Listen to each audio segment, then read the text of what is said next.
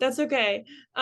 So the Cost of War project was really started. It was started in 2011, but it was started, in response to the attacks on the Twin Towers in 2001 on 9/11, and so when that happened, it was obviously a huge devastation for so many people and as a country in the US. And George W. Bush declared the global war on terror.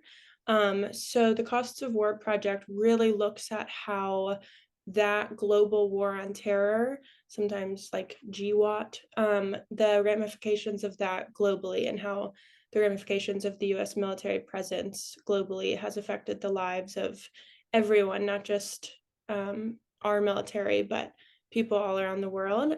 So the project was really started to look at some of the like unacknowledged costs in the US. A lot of times the Department of Defense and US military will look at the financial costs and say like, oh, this war costs X amount to taxpayers, or this war costs X amount to X, Y, and Z.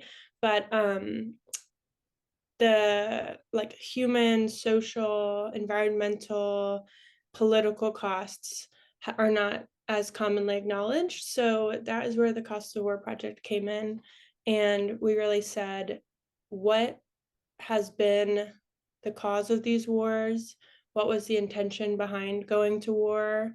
And was it useful? Has it been successful? And what has really come out of that?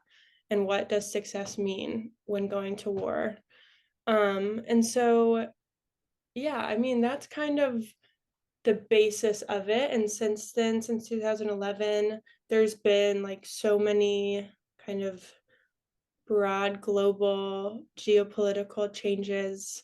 But I'm assuming, do you all remember last year when um, the US military pulled out of Afghanistan? Okay, yeah. So a lot of the like dominant discourse in the US was, okay, well, the global war on terror has been ended in this area in Afghanistan, and this can kind of close a chapter. The Cost of War project has really illuminated how that isn't really the case, and that these repercussions and ramifications of war last, you know, decades and decades, and have lifelong impacts for the people who have experienced them. So not only veterans of the US military, but also a really big part of what the Cost of War looks at is how civilians and the people living in the areas that the US has invaded are affected by the war.